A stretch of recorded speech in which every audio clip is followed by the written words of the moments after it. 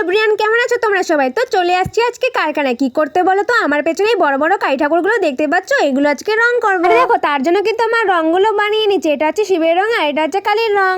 দাদু কি করছো? কিসের মাটি এটা? ডাইসের মাটি। ও, এটা ডাইসের মাটি।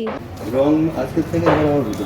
ও, আজকের থেকে রং করা। বন্ধুরা, তোমরা শুনলে তো দাদুটা কি বললো? আজ থেকে কিন্তু আমাদের ঠাকুর রং করা হবে। এই তো বাবা অনেকদিন আগেই ঠাকুরগুলো বানিয়েছিল, তাই দেখো এই ফাটা ঝোলানো কাজ হয়ে গেলে আজকে রং করা শুরু করব। বন্ধুরা দেখো, কিছু কিছু কালী ঠাকুর কিন্তু আমাদের মাথা আঙ্গুল সব বসানো কমপ্লিট হয়ে গেছে। আবার কিছু কিছু কালী ঠাকুর আবার মাথা আঙ্গুল কিছুই বসানো হয়নি, আর চালার কাজও কিন্তু সম্পূর্ণ হয়ে গেছে। যেহেতু এই বড় কালী ঠাকুরটা বাবা পরে বানিয়েছে, তাই দেখো রোদে দিয়েছে। এগুলো আজকে মাথা আঙ্গুল লাগানো হবে। দেখো আমাদের কালী ঠাকুরগুলো কিন্তু ফাটা ঝোলানো কাজ হয়ে গেছে, তাই দেখো এখন একটা শুকনো কাপড় দিয়ে ভালো করে মুছে নিচ্ছি, যাতে ঠাকুরগুলো রং করার পরে দেখতে সুন্দর লাগে। তার সাথে দেখো ঠাকুরের রঙও কিন্তু নিয়ে চলে এসেছি। আর দেখো সবার প্রথমে ঠাকুর রং করার আগে প্রণামটা করে নিলাম, তারপরে কিন্তু কালী ঠাকুরের পা দিয়ে ঠাকুরটার রং করা শুরু করে দিলাম। সাবস্ক্রাইবের মধ্যে দুজন কমেন্ট করেছিল, দিদি ভাই আমার নামটা নিও। দেখো তোমাদের নামগুলো নিয়ে নিলাম, ঈশান আর দে। আর দুর্গাপুজোর সময় অনেকে আমাকে কমেন্ট করেছিল, দিদি ভাই আমার নামটা নিও, কিন্তু তোমাদের নামগুলো নিতে পারিনি অনেকটা ব্যস্ত থাকার কারণে। তোমরা আমাকে এই ভিডিওতে তোমাদের নামগুলো নিতে বললো, আমি অন্য কোনো ভিডিওতে তোমাদের নামগুলো নিয়ে নিব।